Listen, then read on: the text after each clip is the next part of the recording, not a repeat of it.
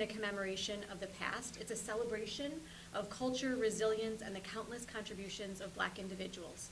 It's also, and I believe this deep within me, it's also a call to continue the work of justice, equity, and inclusion in really meaningful ways. So I appreciate all of you coming and sharing your expertise today. These events scheduled this week are an opportunity for us to learn, reflect, and engage in important conversations that deepen our understanding of Black history. Not just as something of the past, though, but as something that actively shapes our present and our future. You can't hear me? Hold the mic. Oh, sorry. Tilt it a little bit. Okay, there we go. Sorry about that. Thank you.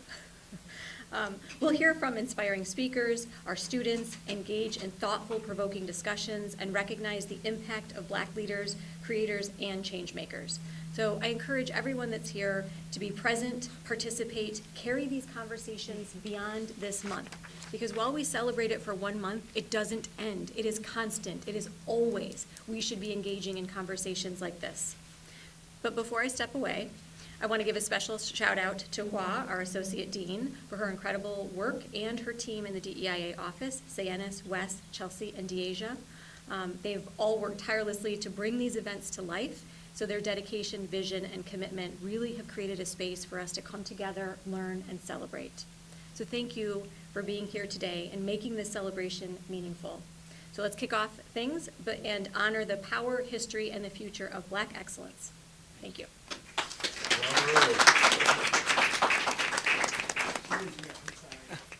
All right, so starting off as far as having our conversation about this event, we've been doing this event for a few years. We've had Vince Cobb, who actually was the one who actually created this event for our students.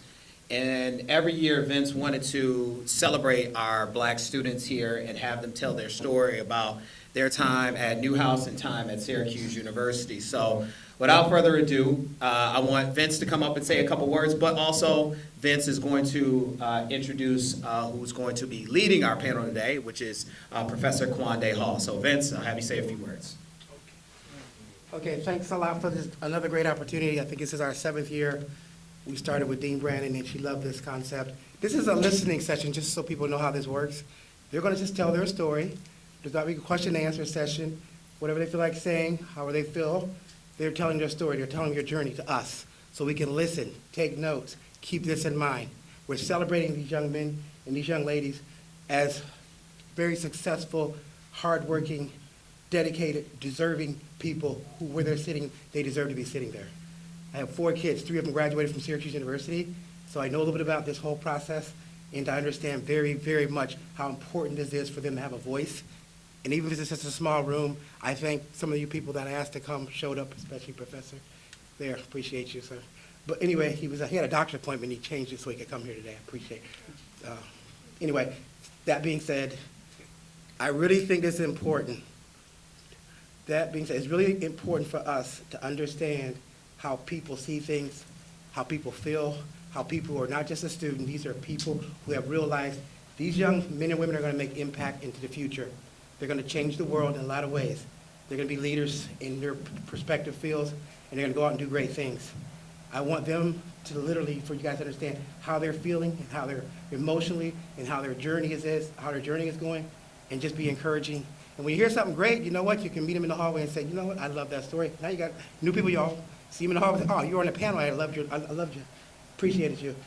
More people to communicate with. I've talked to all these people, I see them every day. They're all around the place, down at the operations downstairs, managing the production here, but these guys are excellent candidates and they'd be great. Now, let me introduce our leader because I got so much time here. Okay, Professor Hall. Don't really know him that well because I just kind of met him a few last year, but I love to have him give us an opportunity to manage. I talked on Zoom a few times. He's excellent. He understands the journey himself because he's had his own journey, which I was really surprised about some of the things this man has done and some of the accomplishments that he's made. So without further ado, Professor Hall.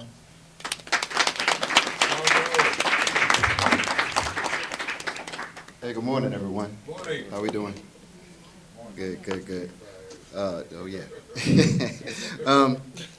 First and foremost, I just want to say thank you guys for giving me the opportunity to speak. This is a celebration of Black History Month, and it is a celebration at all times. I mean, we're actually making history now. These young men and women on this panel are here making history, and we just want to dive into it a little bit today. Give them an opportunity to share their voice. As a Black professor in public affairs, I understand the importance of having our voice heard and having a podium and a floor to actually speak. So glad to be here to kind of facilitate this.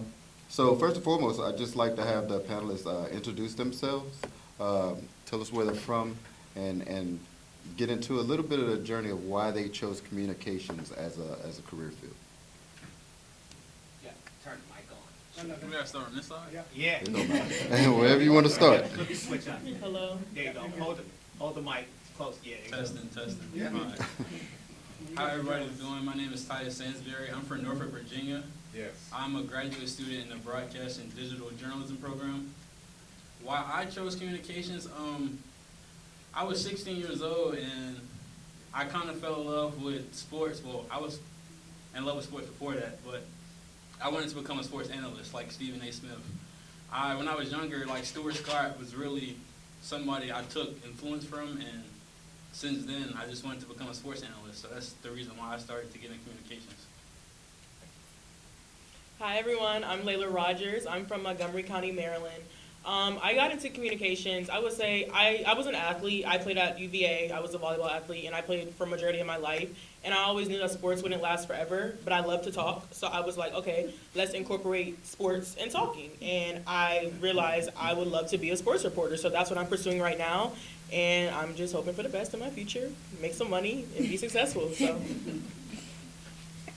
Hey everybody, my name is Robert Stewart. I'm from Aurora, Illinois, and my communications, the reason I chose communications is just because growing up in a predominantly white area, even though it's very diverse, the importance of telling Black stories and the impact that it makes was something that I felt that was really important. And so being able to have the avenues here at Syracuse and be able to learn the tools to tell those stories correctly and accurately is why I went into communications.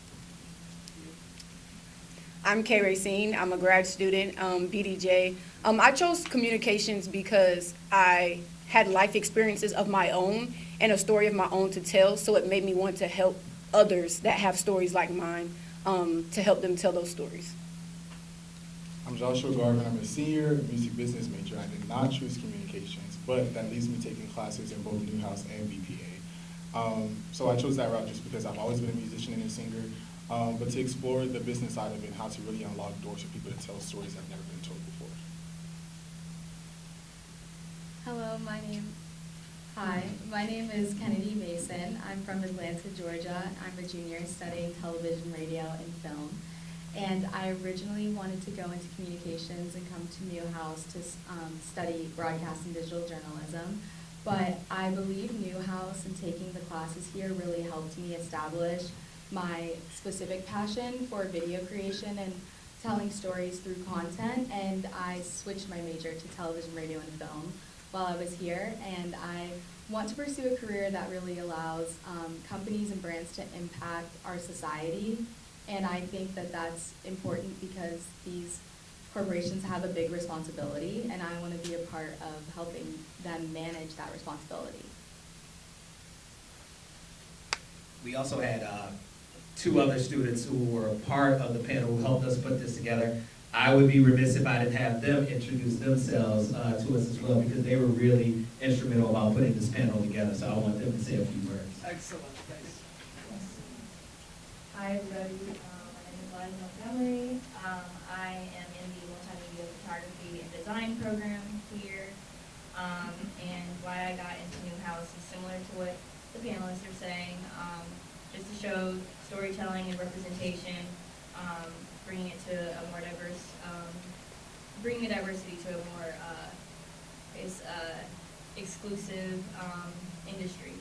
So yeah, I think it is important that we are the ones telling our own stories, because then we have full authorship, and we're telling it how we want it to be told. So that's why why I'm pursuing communications. What's good, y'all? My name is Kyle Washington. I'm graduate in the multimedia photography and design program from Atlanta, Georgia as well. I attended Morehouse College. Yeah, so the reason I chose communications, well, originally I was a film major in undergrad, but I just really started to take pride in uplifting my people, empowering my people, and the best way I've been able to do that is through, photographing them, telling stories, and just putting our best selves in front of the camera, like our most beautiful self in front of the camera. So that's what I chose. Colin has an excellent video he created that we're going to look at, not today, but at some point. Good job, very good job. Yeah, it is a good piece. It's a weird mic. So, don't have to go in any particular order, but just think about this. What unique perspective do you think being a minority student brings to the field of communications, public relations, broadcast, all of those things? What unique perspective do you think you bring?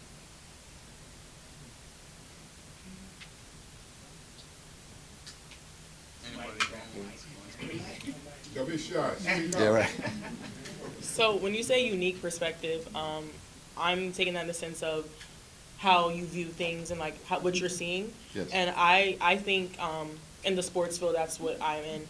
I don't see much representation of women who look like me or people who look like me. And I think that when you do have those people on TV doing what they do, doing what they love, the audience are able to see that like I can do it too. And also like people who watch sports are not just white males. You have a wide variety of people who watch sports and enjoy sports. So you want to see someone who could like talk about it in a way that maybe resonates with you or for you to understand as well in a different way, because not everyone talks the same or acts the same in front of a camera. So that's how I view perspective when it comes to a person of color in communications.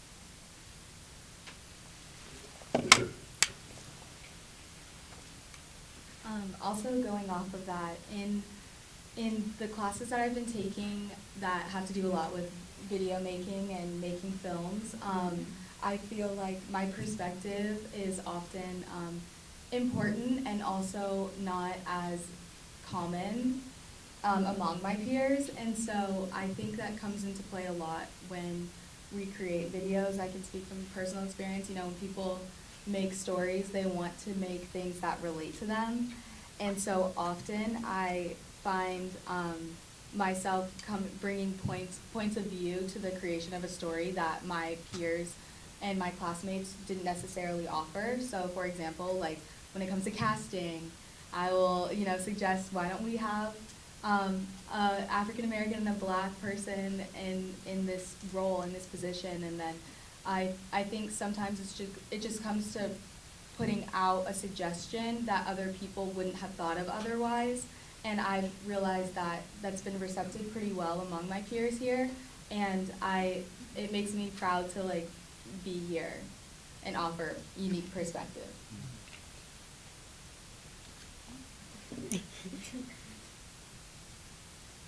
All right, so being at a predominantly white institution, how have you built a sense of community and found support among your peers?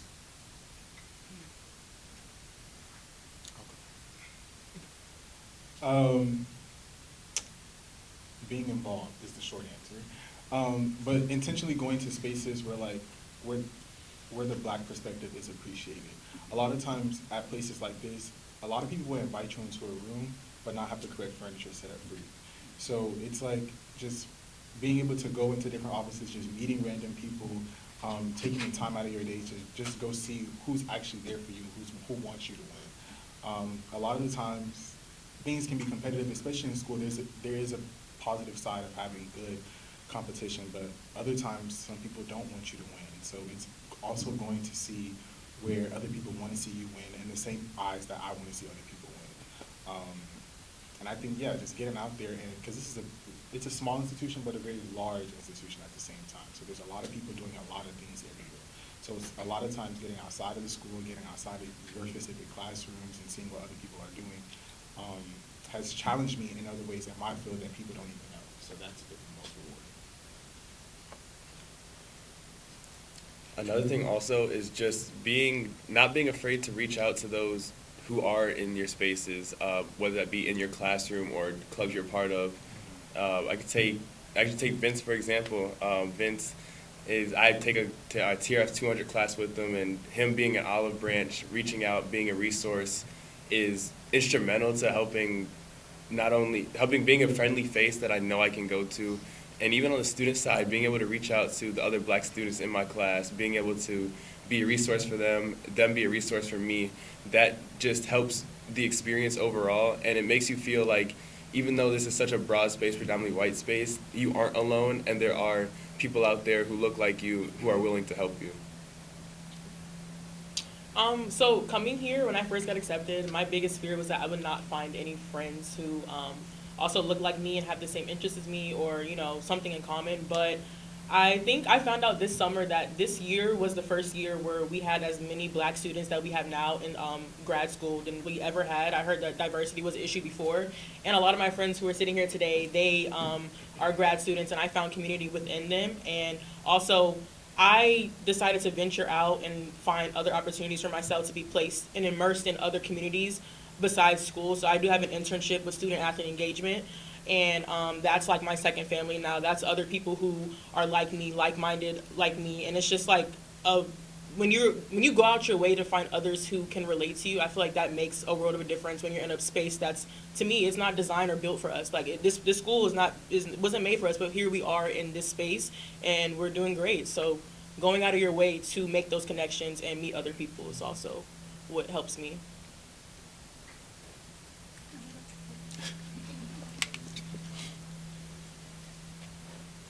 Yeah, also going off of Layla's point earlier about the school not being designed or made for us, I think that being in a position that limits what seeing other people who look like me in a classroom, it honestly creates a stronger build between me and my black peers. And when I think about my intro course here, actually, it was COM 117, and I think it was maybe 40, 50 kids. It was a big lecture. It was 107, COM 107. It was a big lecture, and out of that entire class, there was one other student who was black, and she was actually a black female, but one other student who was black in the class. And obviously, like, me and her, we built a great bond, and we connected off the bat, and she has, similar to Layla was saying, been one of my very closest friends here. And I think it creates a stronger sense of, okay, we're gonna do this. Like, even when it came to tests, like, me and her, like, we were together studying, it was just us, and so it's kind of like a hidden gem in a way when you find, like, black people in your classes. And yeah, another thing that I think has helped with my support here is the faculty of color who I've met here at Newhouse. They have really impacted my experience here and been a support system for me, especially being so far from home and trying to tackle this field as a black individual. Okay, next question is, are there specific areas within Newhouse or the university where you feel diversity and inclusion efforts could be strengthened?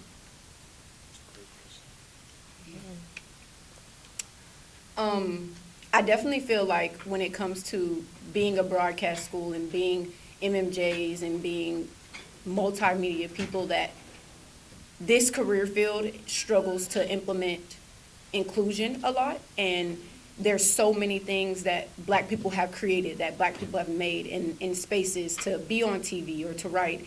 And I'd say here at Newhouse, like, when it comes to on-air opportunities or being part of something like Citrus TV, those kind of opportunities for most of the black students, there's not many.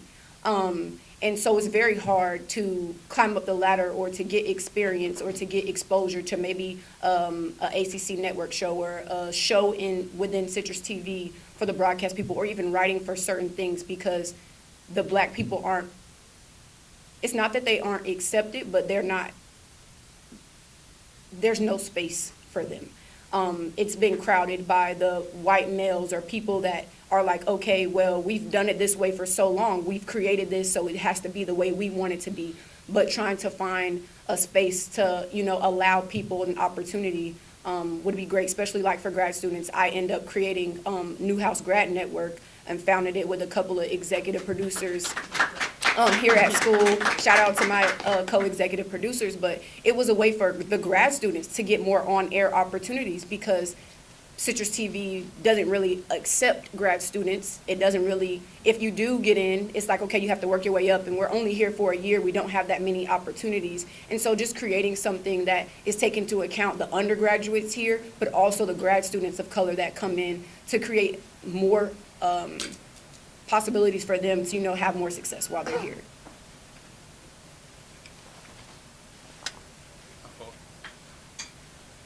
I'll say, like, when I first got here in the summer, and the little hallway that's beside, like, the new studio downstairs, and they had a wall full of old white men on it. Like, it's probably one or two black people, and they had, like, 50 pictures.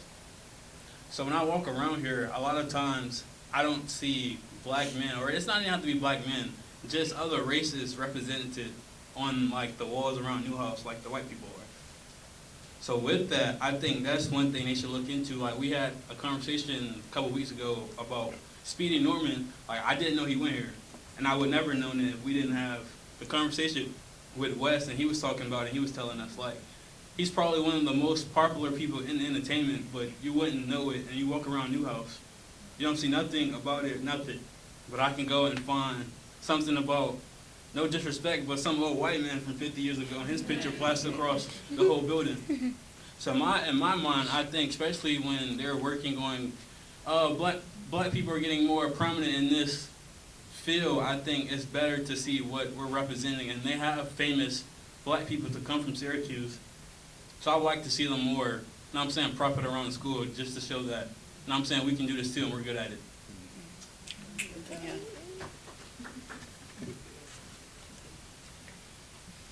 Okay. All right, so I'm gonna ask you, have there been moments where you felt like your voice or perspective wasn't fully acknowledged in the classroom? And if so, what would have helped in those situations? So I wouldn't necessarily say a classroom because it is part of Newhouse, but what I was doing, I was a color analyst for the volleyball team here, and so I was on broadcast, and during, I think, the election is when everything was going on, something in my spirit was just not feeling right, and I decided, I've always been I always advocated on my social medias about various things in our country. I went to protests before, several times. Like, I like to talk, and I'm going to use my voice. That's just one thing about me. And so during that time period, I did mention how with the ACC network, how there's not many people who are on air, like Kay was saying earlier, not many people who are on air, and many people of color are not represented. And that was screenshotted and sent out to someone, and I had to get talked to about it. I had a conversation about it, and it wasn't really received well, and I feel like my voice wasn't really heard in the way of people get defensive when they hear the truth. And I was told that I need to use a better word choice when talking about it and stuff like that, and then I was told by, it is a white male, he told me if I have issues with him, I could go see him, something like that. And I was just like, yeah. So I think, it's like, I was definitely heard, but no one wants to really take accountability to see, like, hey, maybe what she's saying is what she sees. And I feel like I spoke for many people. Like, Kay understood what I was saying. My friends understood what I was saying. But it's like, you in particular didn't really understand what I was saying. Like, are you the problem? So, I mean, that was a time where what was the second part of the question? How did I handle it? Yeah, how did you handle it? I think it was how you handled it. You know, I handle it by, I had a follow-up conversation with someone else who's in power, and I talked to them about it, and I felt better after that conversation. It's a woman here who's, she's the head of the sports things here at Newhouse. And I talked to my mother about it, and she told me, don't shut up. Keep talking, keep speaking. Like, you don't need to be silenced. Like, if this is how you feel, say how you feel. Like, I'm not doing anything wrong. I didn't say anything disrespectful. I just stated facts. So, yeah. Yeah, just onto that, like, keep keep talking, keep making sure that conversation is heard. Like, I am so proud of Layla for even posting that and having the voice to say that, because of course I didn't post anything like that, but I thought it, because that's what I see. But I think that conversation needs to be had over and over and over for people like the people that tried to correct Layla, to be like, okay, this is a problem. We need to see why students of color are feeling this way, and we need to fix it, instead of trying to correct them or trying to dim their light or not let their voice be heard. So there has to be someone that's like, okay, we see that this is a problem. We see that the black students are having issues or having problems with getting certain things. How can we make this more inclusive for them? How can we change this? And I think that's the main thing that most white people don't understand, is that it's one thing to acknowledge that there's a problem, but if you don't try to fix it, you become the problem as well. Yeah, just to add on to that, I think this also ties back into your earlier question about perspective. A lot of the times, the perspective we have is so different, so that it should be taken in with care, and maybe some accountability as well, because a lot of the times the things that we face, the majority of our peers are not facing that. So I think it can also be met with compassion, because even just as a black student, that's different from our white peers, is that we have so much going on outside of the classroom, whether that be work. If we're in Syracuse, but if we're lucky enough to have an internship in person, we have that. But if not, it's most likely virtual. And then we're still involved in other things on campus, just because it's not enough for us to just go to class and then show up for the test. Like, that's just not how we get our opportunity. So in light of us just being more confident about that, instead of being questioned about why it is that we decided to share something, most of the time it took us a whole lot to get to the point to be able to even say something out loud, especially when we're met with a bunch of disagreement or backlash based on that. So a lot of times it should be, I think our professors or just our leaders in general should have more compassion or a level of understanding where they're trying to meet us where we're at. Because we always have to understand where everyone else is coming from, but no one is reaching our arm back out to us. So Yeah. we need to be able to have a common ground, because it's not that we don't just want things just because, oh, they're black, like just give it to them. No, like we're working hard for this, but we've also had to work 20 times harder than our white peers. So it's like, that should be understood. All right, now they dropping knowledge up here. I hope y'all right now. So what resources or support systems have been most helpful to you? And what additional support do you think is needed? Go ahead. I think just faculty support has been a big part, especially faculty of staff.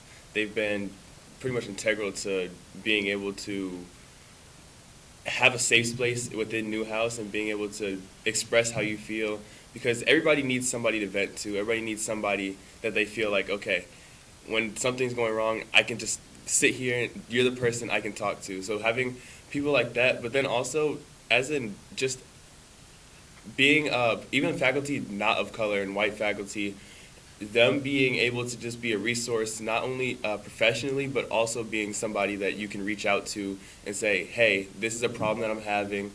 Is there any way you can help us fix this? Any way you can help control this problem, or be able to bring it to somebody who can be a solution? And just so being a resource for the faculty has been a nice resource since we've been here. However, just overall being more receptive, I guess, would be the word I'm looking for.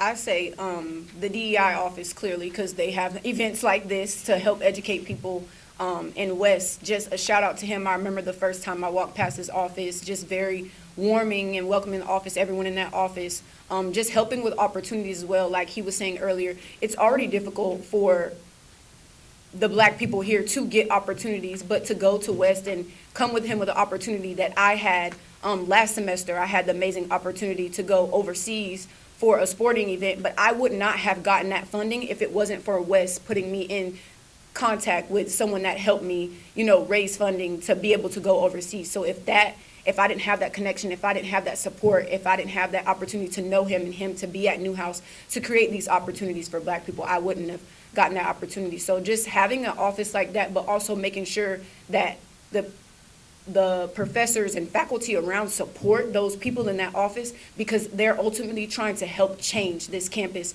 help change the students, and help change the opportunities that are around. So even faculty and professors that walk around that office, like, not saying y'all don't talk to them, but like, reach out to them to see how you can help other students of color. Put yourself out there to be like, hey, like, what's going on in this office, or what students are looking to do this? Does this student have internships, or do y'all need help in this way? Like, they can only do so much if they don't have support and help. And their support and help comes to us through you guys. Like, you guys have to help out as well.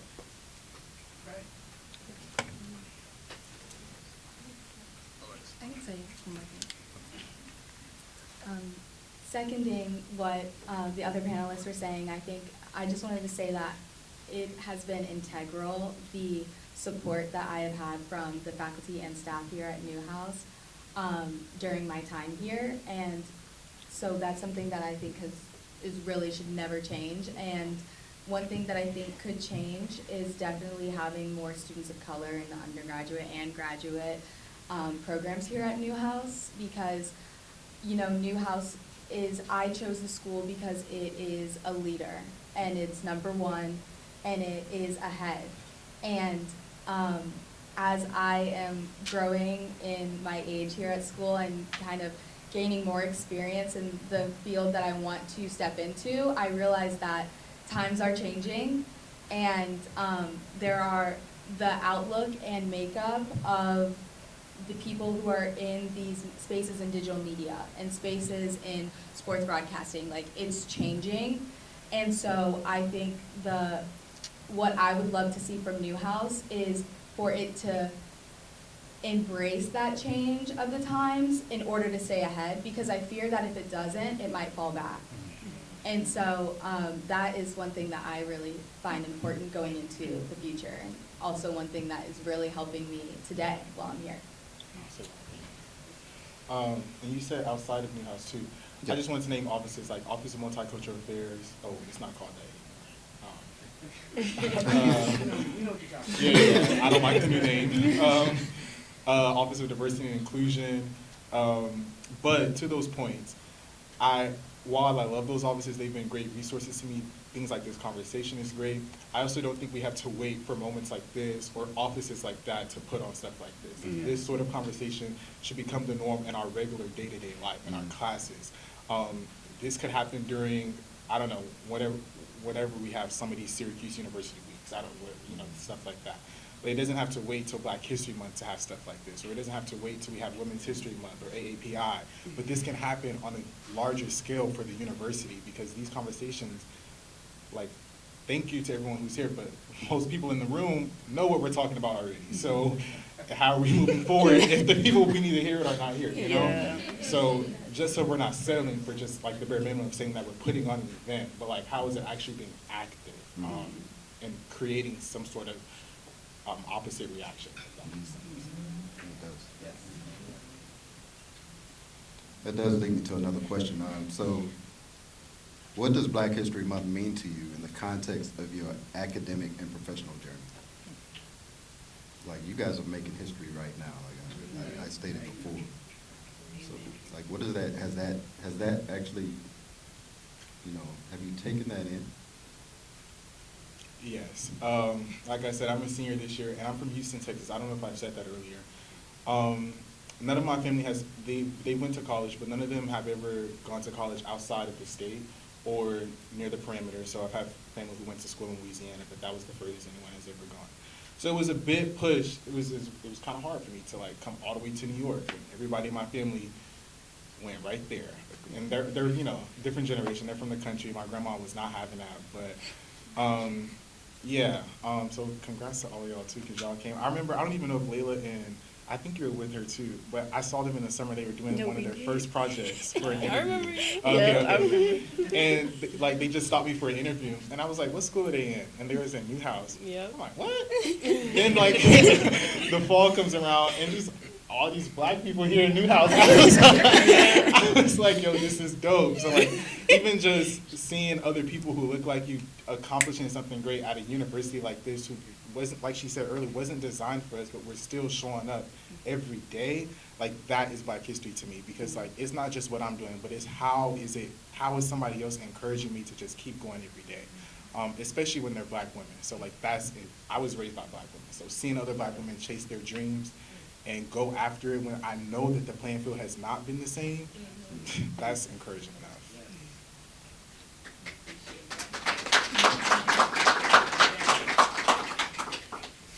Black history to me also is being able to acknowledge those who are with us and those who are there to be, those who have made history before us, and not even, and history before us doesn't necessarily have to be by the standard or the like stereotypical definition of trailblazer, because all the faculty in here, the Black faculty in here, to me at least, are trailblazers. I mean, you're talking about, there's still a predominantly white space, and they've been able to set up amazing events, been able to have our voices heard. They've created this panel. And so just doing things of even small, seemingly small aspects of different programs we've been putting together, that's Black history to me, especially because that's what we're creating now, a space where we can move forward. And the main thing with Black History Month is progress. We need to be able to push forward through all of it. So being able to create these events, all of these are steps we're taking forward. And as long as we're taking steps forward, we're always going to be able to have a better place, especially here at Newhouse. I think Black history to me in the sense of academics is like, there's so many things that have been created and made by Black people that are so underappreciated. And like she was saying earlier, in the space of like, Black people have different creative minds, different ideas, and Newhouse needs to continue to evolve to that, or it's going to get left behind. But I think, to me, again, like he said, being here is a part of that Black history, because we're going to have joined the 9% of women, Black women, that have master's degrees. We're in a master's program. Like, there's not many Black women with master's degrees. There's not many women of color in sports broadcasting, in journalism, in creative spaces that their ideas are actually heard and taken into account. And so being a part of not just Black history now, but like the future of Black history. We are the future of Black history. We're going to continue to be able to make new things, create new ways that people operate, and just being able to be beside these people and everyone in this room that are my peers. Like, we are the future. Like, Black history is never going to stop, because we're going to continue to create. And so that's what it means to me.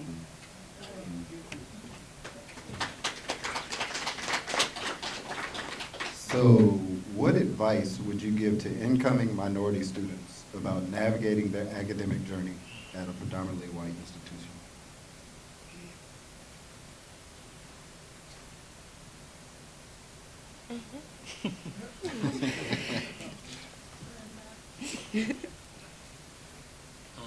The advice I would give first would probably be find people who can help you achieve your goals. I think the biggest thing for me when I came out here, I didn't visit Syracuse, I didn't visit the school, I didn't do any of that. So when I came out here, I was like, well, how is this about to look? How are we gonna make friends? What's the day-to-day life gonna look like? And I would say after my first week, like when we, like our master program, we've been here since July. So my first day there, I was like, oh, we got all these Black kids. So I'm like, Yep. and after that, I guess we kind of all just gravitate, and even everybody in my program, we have a good way of, I guess, being connected, checking up on each other, making sure everything is going around. So I think the people you surround yourself with does wonders for you as you move on in the program. And I would just say that, and also finding faculty who can help you in the right direction, being there as a friend and as a faculty and helping you push yourself to your dreams or whatever case you're looking for. Like, I have a four-month-old daughter, so it's been very difficult being away from home, I would say.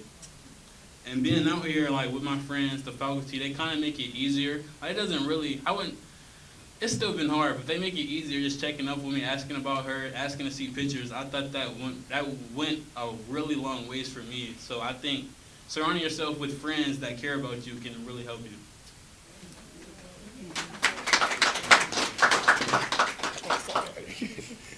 Another piece of advice I'd have is just to take care of yourself and make sure that, because it can be overwhelming, it can feel like you're the only one. Sometimes you are the only one in your classes. Just being able to take care of yourself, focus on your mental health, that is a big thing. Don't ever feel like you're isolated. You have resources here, but there are times where sometimes you have to take a step back and be like, okay, let me reevaluate the situation. Sometimes, like, there are times I have to go home, call my mom. And I sit in my room and I call my mom. And it's different things like that where sometimes you need a resource outside of the campus just to ground yourself. Or I call my mom, I call my sister and be like, these people are crazy up here. But it's little conversations like that keep me sane. And so just having to be able to have resources, be able to rest, and taking care of yourself is definitely a big piece of advice I would give. Something that I would say is don't ever for a second think that you don't belong here when you are here. I've had those moments over the summer when I was learning everything. Everything was so new to me, and I was it was challenging. I do have ADHD, so with learning different things, it is a little bit harder for me sometimes. So I went home and I was crying like, am I supposed to be here? Why am I here? But I feel like the only thing that really got me through was my mom and God, and I realized that like I was destined to be here, and and like even when I did my undergraduate at UVA, I went through a lot of things there, and then coming here, it's just like you should always know that if you got into New House, you're supposed to be here, and you're going to stay here, and you're going to do great here. And I feel like that's the number one thing that I would want anyone to know is that you belong here and you matter, and keep pushing, and it's going to be great. So. Thank you.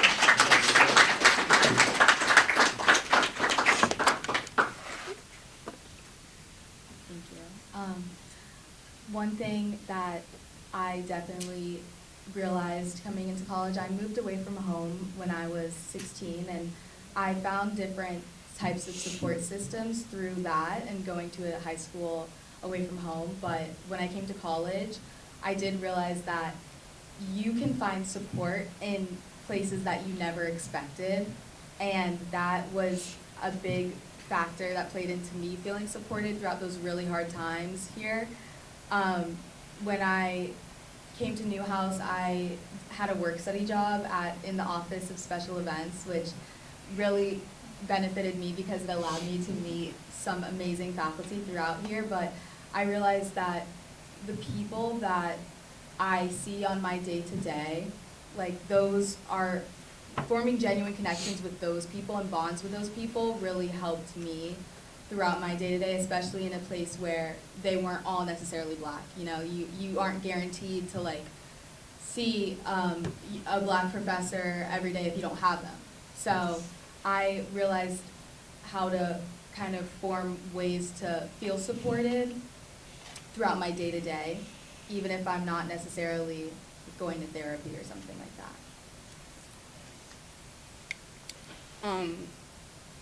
I would say don't be afraid to give in to the culture and who you are.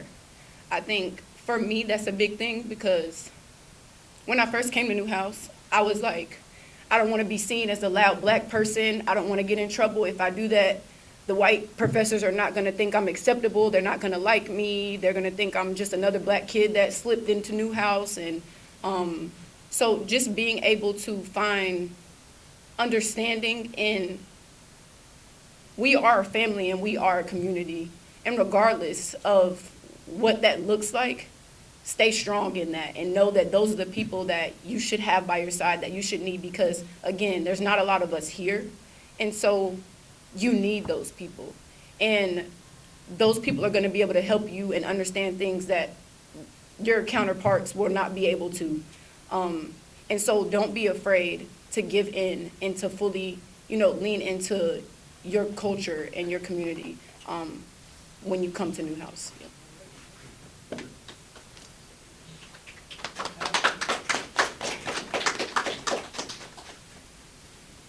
So, excuse me. What legacy do you hope to leave behind for future minority students at Newhouse? I want to be on the wall downstairs. I want to be one of those faces downstairs. I want to be someone that's like, oh, yes, Kay Racine, she was here in 2025. She was a grad student. Like Ty was saying, like, there's not a lot of us down there. And, like, putting more black faces down there, I want to be one of those black faces. That's the legacy I want to leave behind. I want to leave behind Kay Racine was a grad student that came to Newhouse for a year, and she did what she was supposed to do. She learned, she grew, and she made Newhouse better, but she also grew and made the career field that she jumped into better, and broke barriers and tore down boundaries for other people, to black women, to come into Newhouse and be as successful as she was. Definitely, once I graduate, I want to be almost a door, be able to like usher in other black students, usher in other students of color, being able to be that resource for them. So, it's not a what do you call it? Like you climb the ladder and pull the ladder up with you, but you climb the ladder and build stairs. Essentially, allow other people to be able to do the work you've done, see the work you've done, and be like, okay, I can do this too. And not only that, but you also help them and be the resource for them and be there for them through their journey, whether that means helping scholarship-wise, there's financial aid, or being somewhere where you can put them in a position to set them for a job or an internship. And so I want to be someone who can, black students at Newhouse can be like, okay, there's Robert Stewart. He graduated 2027, but it's 2030 now, and I'm over here helping people, whether that be financially or in a position where they have an opportunity to be in a position that I'm in, or even better, to be honest. Similar to that, I just want black students to feel welcomed in our creative spaces. Sometimes it can be challenging for even just a person of color to chase a dream like this and go to school for it and convince your parents that like this is not just like a hobby. So even if it's not at this school, but I want other black students to be able to go across the country and find programs that have been built like this for our students to come in and to just dive deep in and to grow stronger. We've learned so much at an institution like this that we would have never imagined about like the business and how to really sell ourselves and just be able to like be in front of the camera and do things like that. But yeah, just to be a revolving door and just like build escalators, like he was saying, for our people to just really come up and embrace what they're feeling inside of them, that it's not just a feeling, but it's something that they can actually act out, enact, and prosper in. So.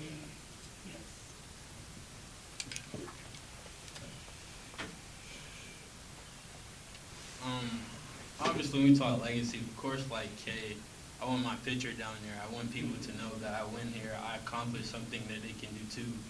But as far as legacy go, I don't want to be defined by my profession or how good I was at my job. I want to be defined by how I was as a person. So I think in today's society, we are lacking good people.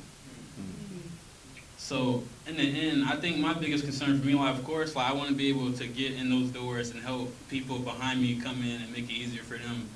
But in the end, I just want to be, when people talk about me like 20, 40 years from now, whenever God decides to call me back home, I want people to be like, dang, he was a great person, or, you know what I'm saying, he changed my life. That's kind of the impact I want to have, and when people mention my name, that's what I want them to know me by.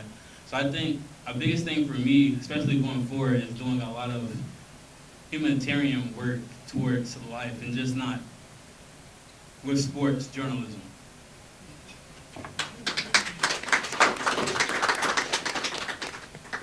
All right, I got one more and then I'll open it up to the floor. In your opinion, how can students, faculty, and staff work together to create a more inclusive and supportive environment at Newhouse and at Syracuse? Have uncomfortable conversations. I know a lot of people grow up and they don't talk about the other races as much as they should and what they have to go through. So I just feel like it's different from like growing up and you always hear, oh, we're supposed to be thugs or we're supposed to be some kind of negative connotation towards black people, and like we're all not like that. Like obviously, of course, for anybody, there's people out there that make certain people look bad, but that doesn't go for all of us. And I think people need to be more willing and accepting to have difficult conversations and put stereotypes they had in their head from a young age to get them out. Because without those conversations, we're just gonna repeat the same things over and over again. And I think that's the biggest thing in society, is that we need to have those uncomfortable conversations. Educate, educate, educate. The people that are in this room that are actually listening to us and understanding, the people that aren't in this room, y'all have faculty co-workers, people that y'all are gonna go sit in a room and eat with.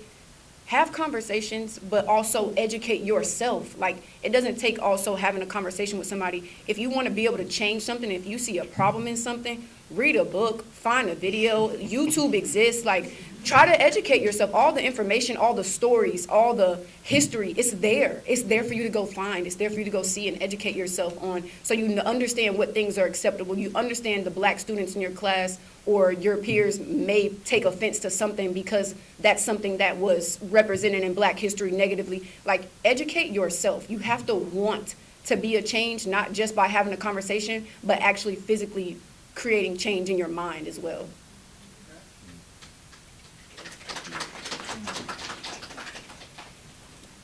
I also think that a lot of the boundaries that are broken when it comes to stereotypes that people are born with and are raised with, it comes from experience that they have with people of color and black peers. So I think that breaking down these generational stereotypes can happen when there are more black people in the classroom. Like, there are more black people with white people having conversations, having genuine connections, because that type of experience through gaining a connection with someone else who's very different than you, I feel like that's invaluable, and that is gonna benefit both groups in Newhouse, white and black.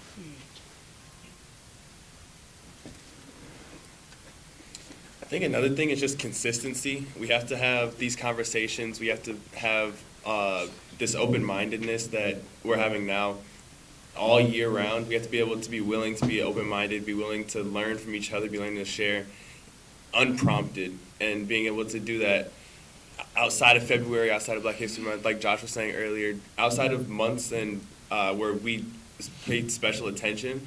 And because these problems still exist after February. There's going to be, DEI is going to be attacked after February, after March, after Women's History Month. It's going to continue to persist. So being able to have these conversations, even when the marginalized group is not at the forefront, and always keep everybody in the back of their minds and say, okay, we know you're going through this, so how can we fix this? How can we make your life easier?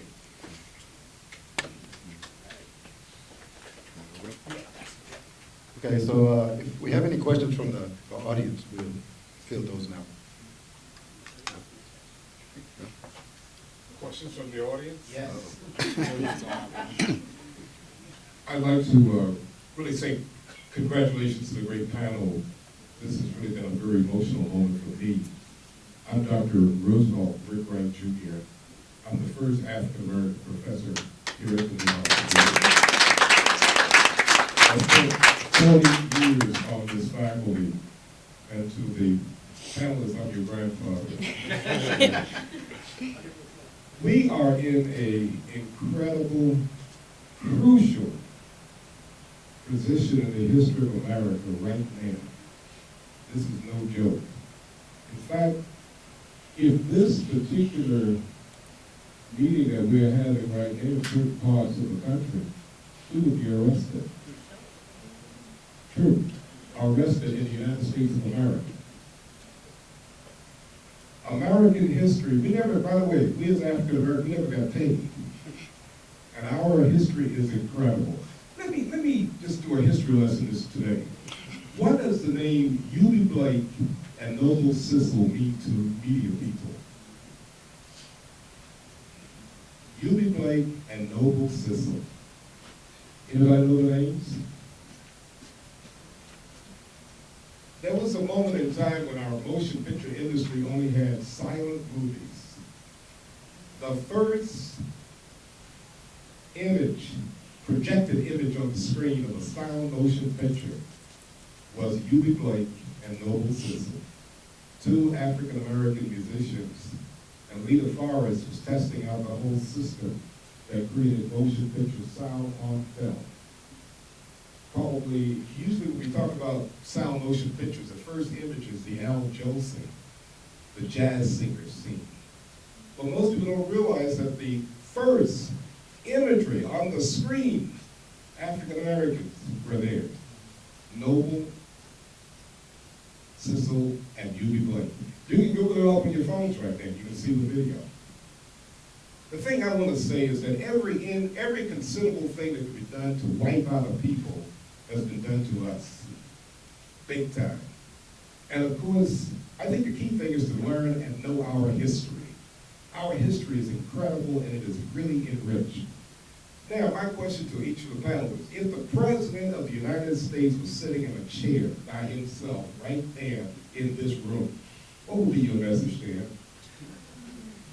The current president?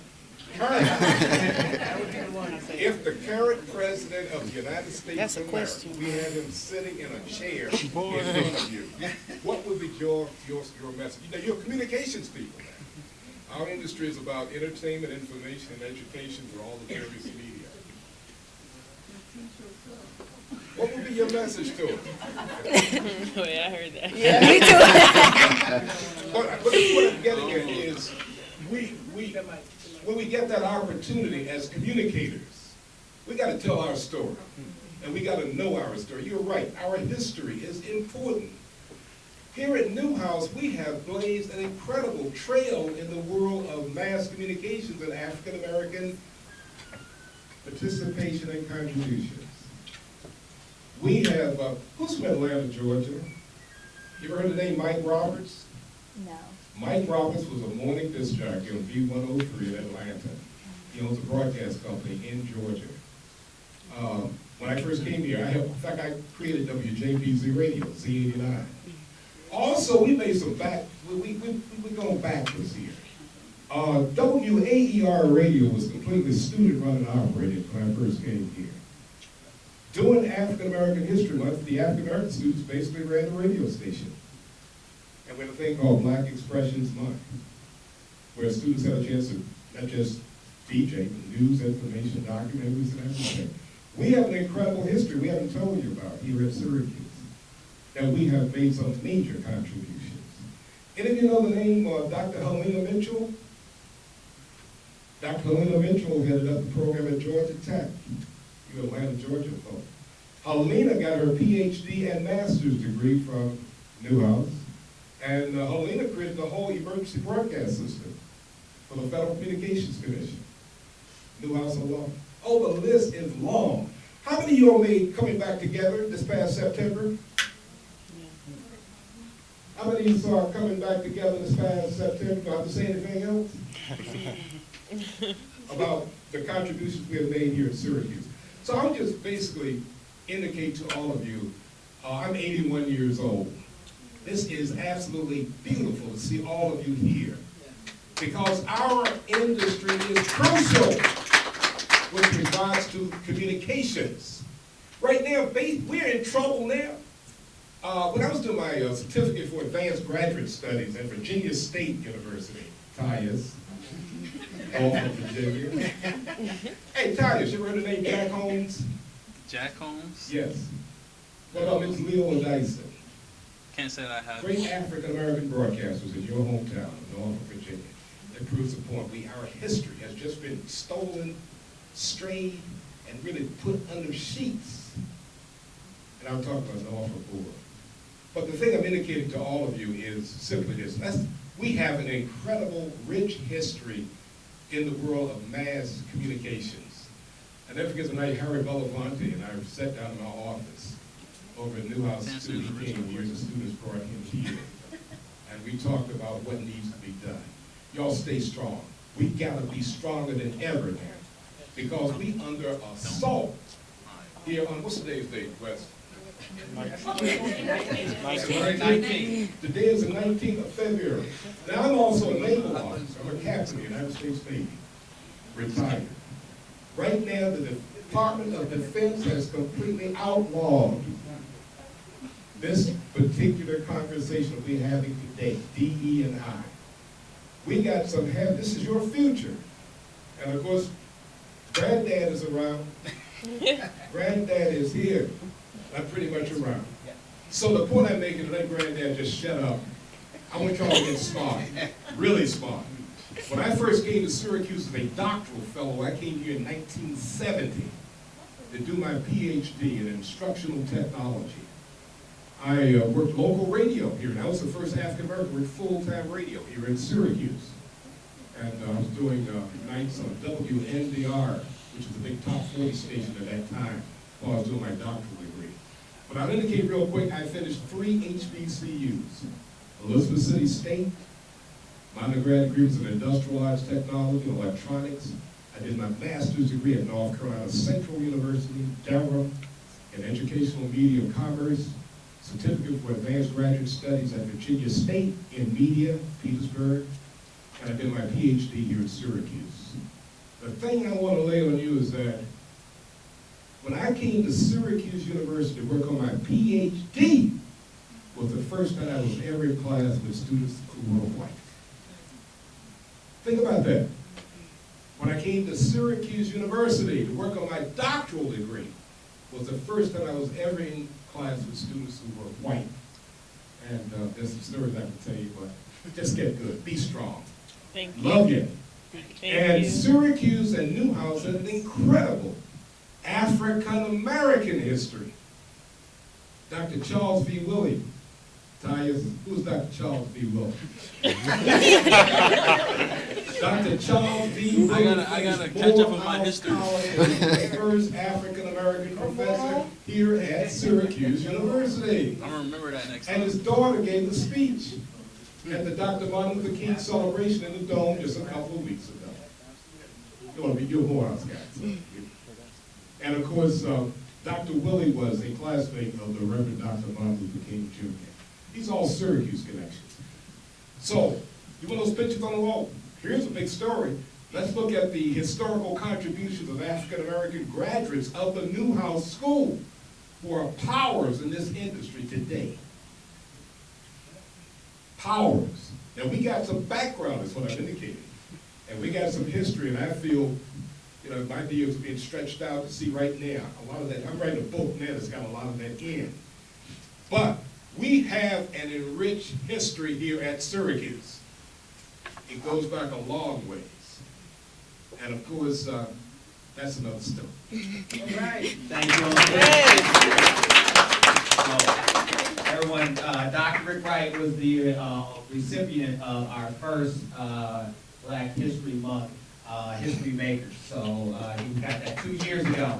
Always a historian. So you want to learn about Syracuse University, a Newhouse, or anything in radio, Dr. Rick Wright is it. So students, do you all want to answer this question about if the president was standing here right now? If not, we can go on. Okay, all right. Any other questions? All right. You can, your name, where you're from, and your student, what program you're in. Thank you. I'm Jill. I'm from Long Island. I'm a BDJ. I'm a grad student with a lot of the people sitting up here. I don't really have a question, more of a statement, and this is for Layla. You were talking about inspiring young Black women in general. Just on the woman perspective, you already have inspired me as an analyst. Stop. You did so well with your volleyball commentary, and I know that was something new and hard for you to do, but I'm starting with my sport this season, and I think you've done such a great job so far. So just please don't doubt yourself when it comes to inspiring women. And I can't speak on inspiring the Black woman piece, but inspiring women in general. You're doing a great job. I love you, Jill. Thank you. Other questions? Anybody? I don't have a question, I have a statement too. Please. Statements are open as well. We love statements. Name, where you're from, what program you're in. Hello everyone, I am Maya Alicia Palmer. I'm BDJ, Broadcast Digital Journalism, and I'm from Atlanta, Georgia. And my statement is for those that are open to understanding Black history, what it takes to be a Black person. Instead of like being condescending when you're asking questions and wording it weirdly, I'm gonna give an example. How about you ask us, can you explain and give me a better understanding of like what it is to be a Black person? Because in a class this summer, the white professor, he was like, oh, tell me about what you guys go through as a Black person, any weird experiences. And then he came to me and he was like, oh, you're a woman and you're Black, double it.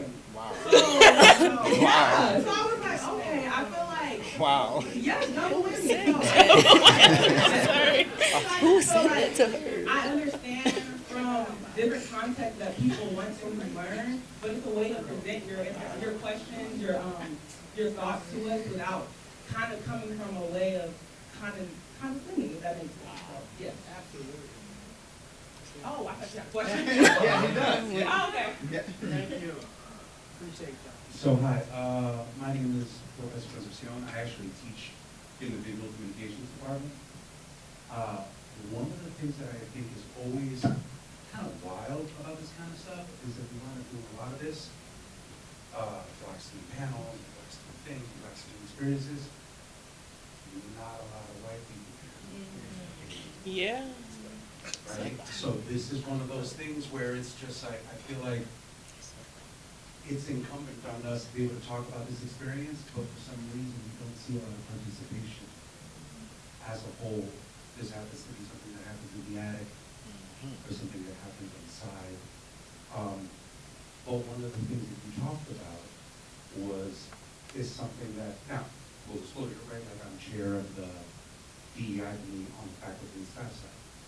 Right, so a lot of the stuff that I'm trying to take a look at is how do those experiences bubble up? Do those experiences bubble up to administration?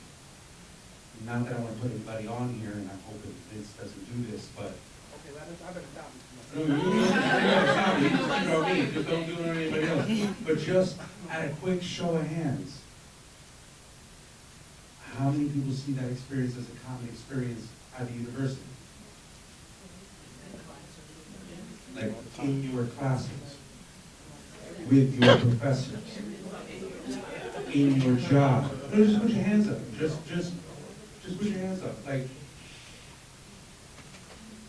it is not okay, right? And it's one of those things where it's like sometimes, and I apologize like for this, but it's just like, I know that there are a lot of well-intentioned efforts when we talk about climate surveys, we talk about things that happen with that. I don't think that these things sometimes reflect the actual experience that we have inside of classrooms. I don't think that it actually reflects the actual experiences that students of color, black, brown, LGBTQ, that what they're experiencing in those classrooms. And one of the things that I think that I spend a lot of my time kind of thinking about how to work with is how do we best express this? How do we best get these stories out? How do we best get this thing so that it can be actionable? Like, it is messed up that someone would think that it would be okay to say double whammy to you. And as a professor in this area, I am sorry that that is your experience. But how do we measure that? How do we record that? How do we do stuff? I had pitched this dumb idea where I was just like, I wanted to create this thing called a race car. Where I was like, it's like, you know those like little photo booths where you walk in and you do stuff, and like you take pictures and stuff. I wanted to make like a little photo booth where you would just have a screen and a microphone and be like, tell me what your experience is like here. I just gave you a prompt and let you talk. And then just use AI to whiteify the voice. Because we know that the way we sound sometimes changes how people listen to what we say. And it's one of those things that we don't talk about, right? Like, is our message heard when we talk, yo, yo, yo, what's up? Or is our message heard better if it sounds like Caucasian? Yep. So like, what if we anonymized it and all the messages came out and sounded exactly the same? Would we tell our story better? All right, bro. Would we talk about, would we actually talk about these experiences? Because I can guarantee you, this is a person who's working as a faculty, I can guarantee you that Dr. Luttrell, I can guarantee you that there are administrators here that want to see this change.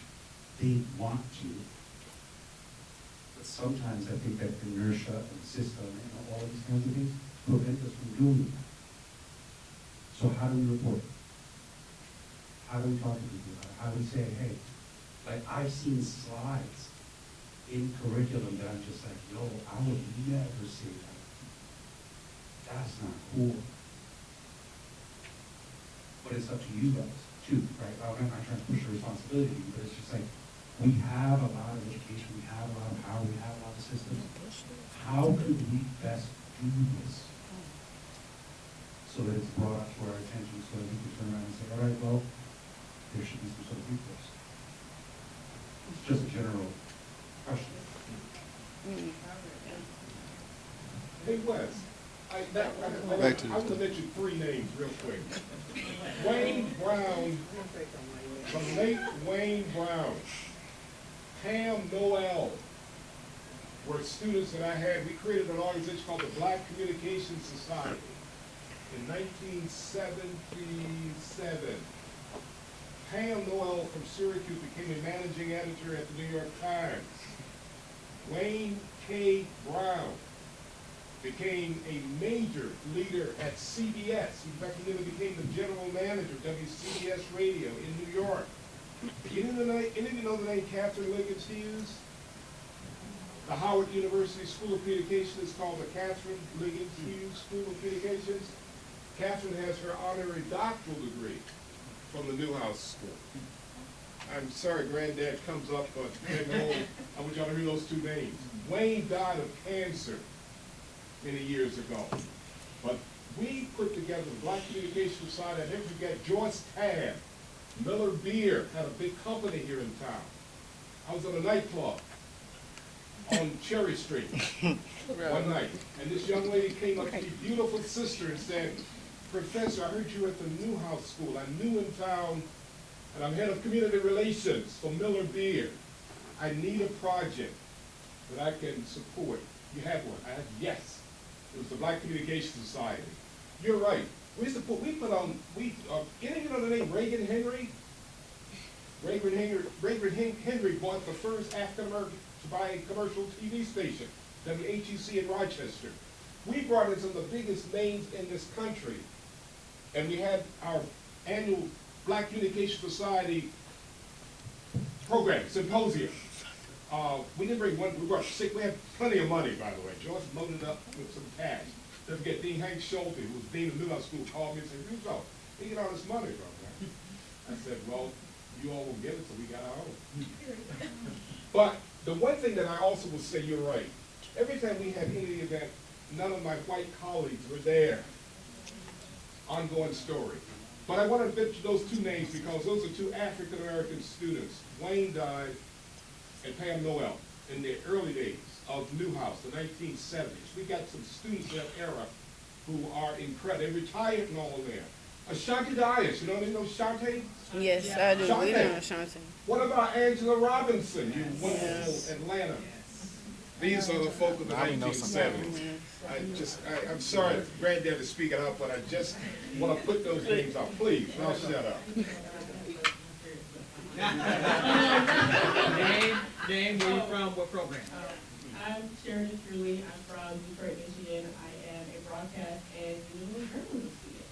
I think I wanted to just ask to understand your dumb idea a little bit better. I didn't think it was that dumb of an idea, but I think you mentioned like, what if we like Wi-Fi the voices or something like that, like AI.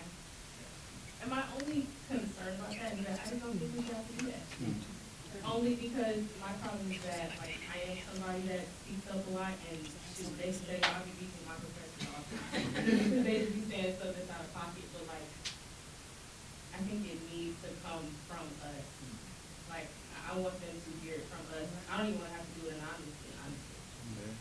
Like I just that's my only concern about that, is that needs to be coming from us, because honestly, when I hear the conversation going between 2 people that experiences are nowhere near like ours, it doesn't really I think that needs to come from us. I want to piggyback off of her real quick before we transition. I agree with Sheridan. I did want to say something about that because your last couple of words were, you don't want to push, what did you say? You don't want to push the responsibility. Yes, push the responsibility. It's not Black people's job to educate people. Like I said earlier, they have to want to know about it. They have to want to educate themselves. And again, like Sheridan said, hearing it from us carries more weight. It's more respectable because they can actually understand and they don't have to be like, oh, I'm fearful of these black people. Oh, I don't want to speak to them. Like, I feel like that's just a crutch. It gives them an excuse to be like, oh, I'm fearful of these black people. I can't talk to them, so let me use something else to like say it. But like not saying don't want to push the responsibility. I don't necessarily agree with that. I think we should push the responsibility on them to educate themselves because we do not have to educate them on our history. I could not. Okay, let me just say something before you speak. First of all, this is the biggest dialogue I've ever seen between the audience and the people in the 7 years we've done this. And it's good, but like I said, everything you say in here, most of it's been recorded. And my thing about it is, you know what? People have ideas and thoughts. We gotta be thoughtful and careful what we say. Dr. Wright, I wouldn't be here if he wasn't here. I've been here for 35 years. I got 3 kids that graduated from this school. Went to this school and graduated, and all working and doing great right now. And what I'm trying to tell y'all is, you want to keep on what you're doing right now. This panel came about, you want to hear your voices. And I don't want to get into too much other stuff, so I'm trying to do that. Let's keep it with the kids' voices. So just one quick thing for that, right? Like, I could not agree more that it's important for us to be able to have our own voice. I could not agree more. I would love it more than anything if all of a sudden we had cameras on people and said, yo, this is me, this is my experience, this is why you should listen, and this is why you should affect change. Unfortunately, one of the things that I keep seeing as a person who's been in these experiences and doing all these kinds of things is I don't want to anonymize it to be able to raise people's voices.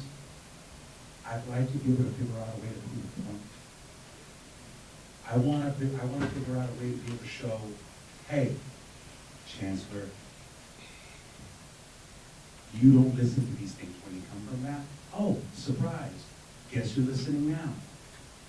There is something that's happening that when we use our voice sometimes is dismissed. There is this racial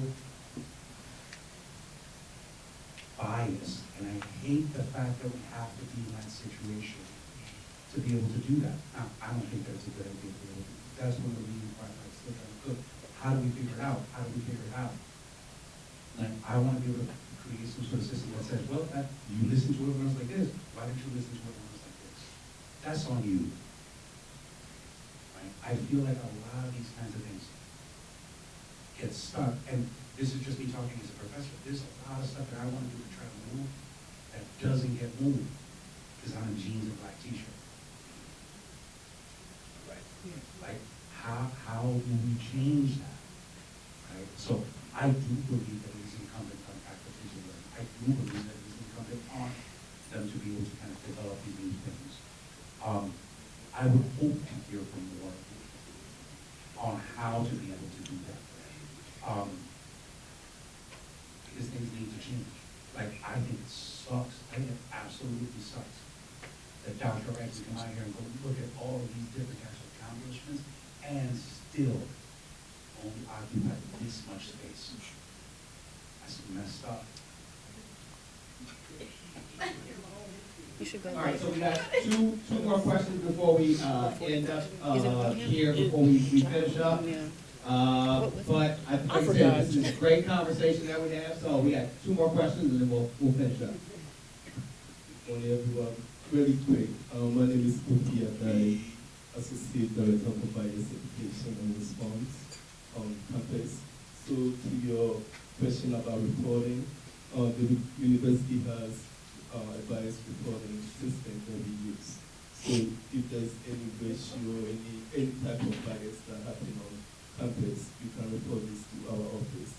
And I mean, it's report to us, we keep record of any bias that take place here, and not only we see that report, other people who are higher up also see report. And when the report comes to our attention, we also share it with the dean of the students or any higher up who can address this type of issues. And since you are still thinking about that comment that the professor made, I always tell students that it's not graduation, that's bias, and that's a trauma that has caused on you. So don't take any type of comments like that as a joke or little. I think it's very serious, and you have the right to report it to the university. How to report it? Just search for stop bias, and you'll be able to report it. Thank you. Yeah, so the Stop Bias Office, so we can also make sure that information is in our office. We actually have flyers in our office or outside our office if you ever need to get a hold of Kofi in their group from the Stop Bias Office where they report. And you can do anonymous report, or you can put your name to it if you'd like to. So our final question, and we'll finish up. All right, guys. I want to start by saying, listen, I really appreciate the commentary on the panel. You all sound very intelligent. You all are really impressive young people, and I think what you contribute to this conversation is really valuable, right? Also want to add a qualifier, because what I'm going to ask you is probably going to be unexpected, right? Name? Oh, my name is Jay Christopher Hamilton. I'm a professor in the TRF department. I teach on the business side. Wait, I'm sorry, where? TRF.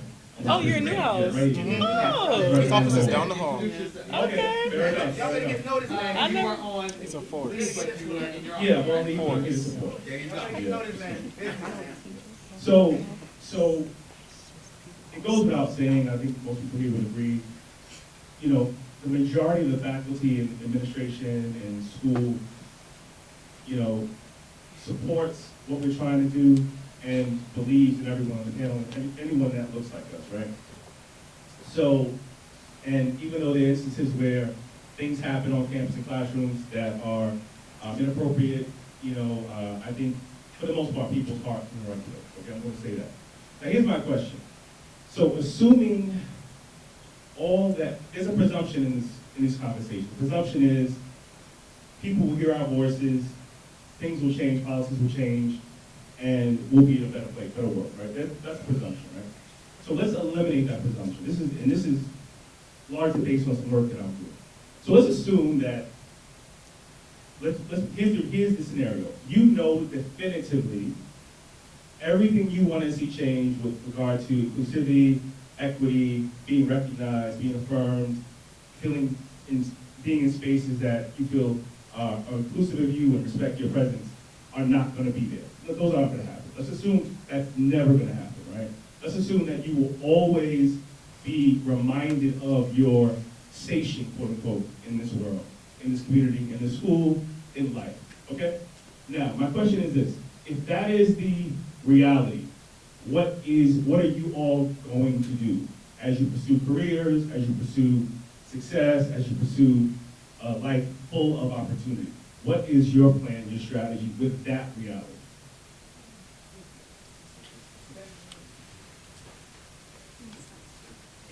Yeah, thank you for that question. As someone who has been in predominantly white spaces throughout my entire life, I have learned to visualize my culture and my difference as a benefit, and I have learned of different ways to utilize the platform that I'm given by standing out to be successful and exceptional.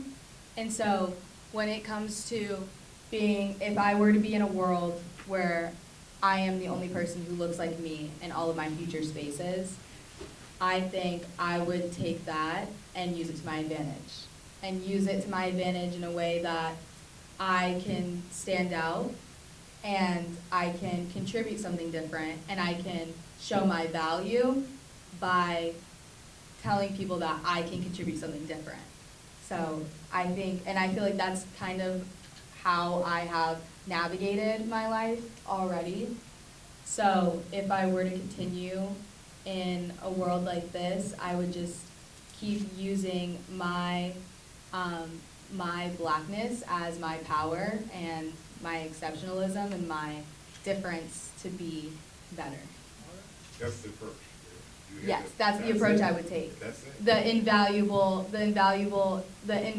characteristics that I bring in being black and the unique experiences that I bring. Last question. Sorry, honestly, last question. Because we gotta end this at 1. But we do have time after if you all have any questions for the panel. They'll be around to ask them, but we do want to make sure we end this at 1 o'clock. I'll stay. Thank you. Mine is also not a question, it's more of contribution to the conversation.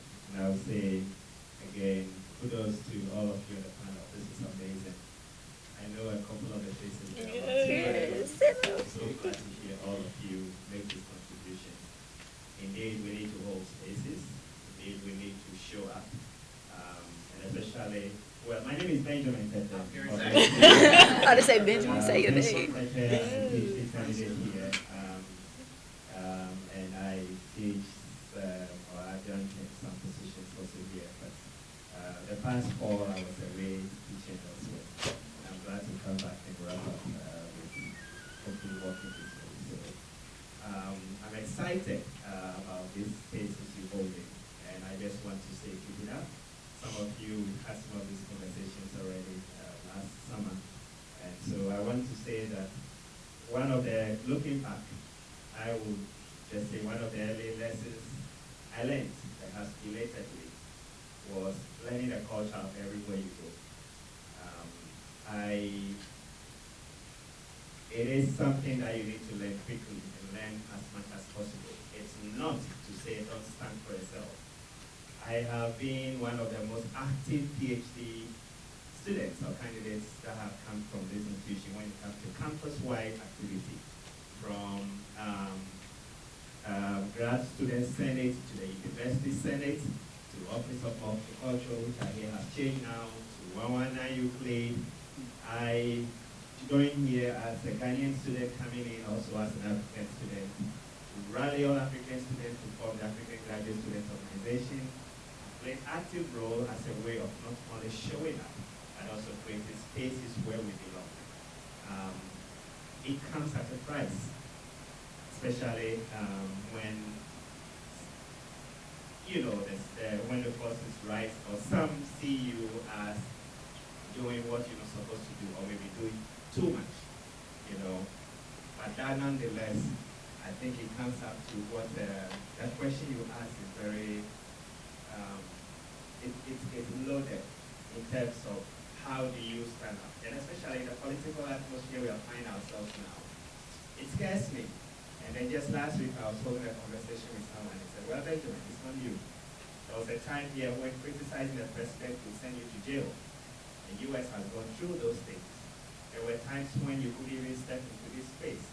I've been in North Carolina this past year, and just last week I visited Duke University, and that beautiful temple they built, the chapel, a European style one, only to find out that the architect is African American.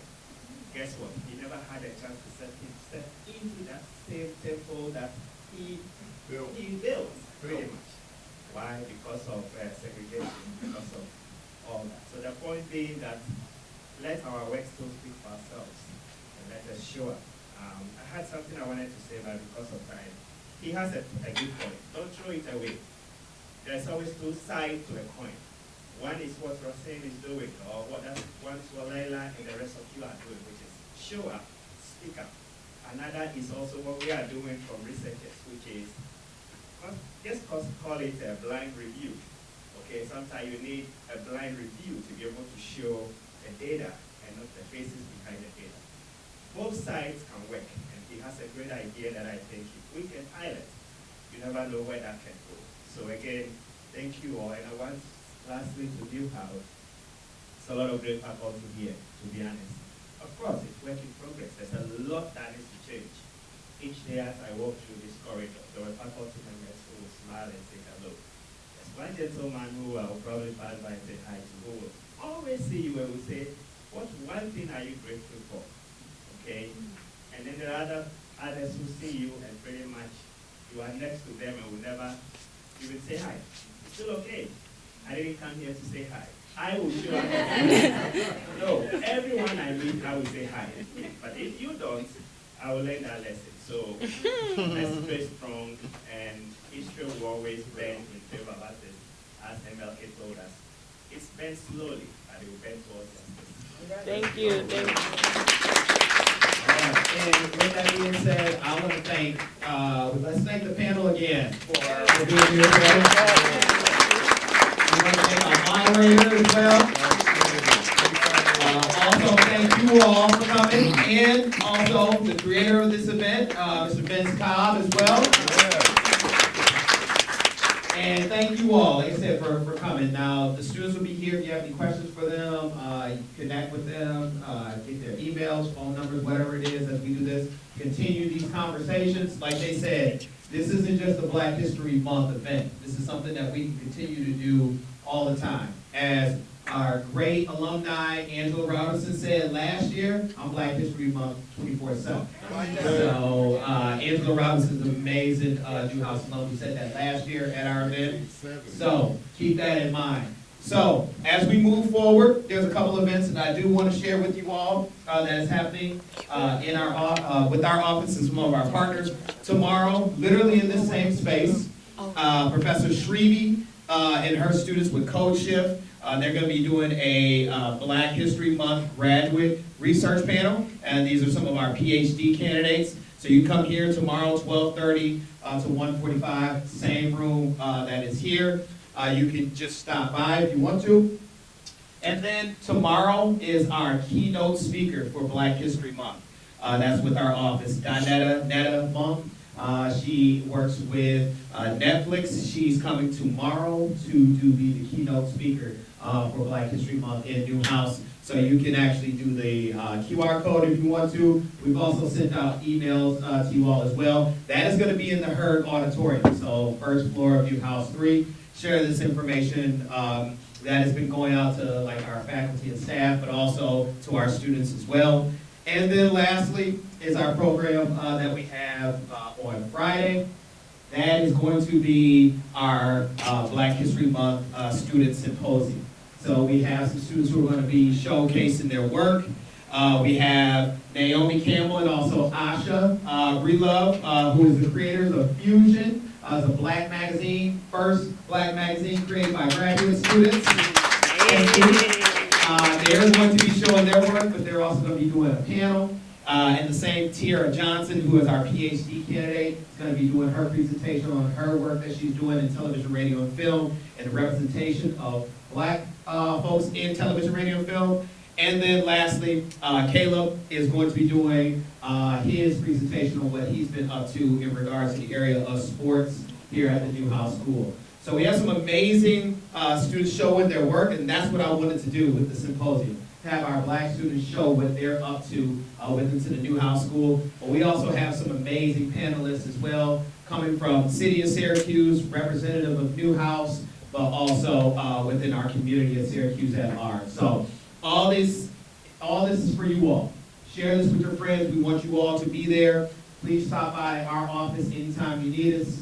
My email is right online. It's very simple. If you type in West Whiteside in Google, I think I'm like the only West Whiteside in Google. So you can find me there, or you can find me downstairs at the DEIA office. So once again, thank you all for coming. Grab some coffee, grab some donuts on your way out. Once again, say to our student panels, thank you all. Thank you again. You all take care. Have a great day. Stay warm.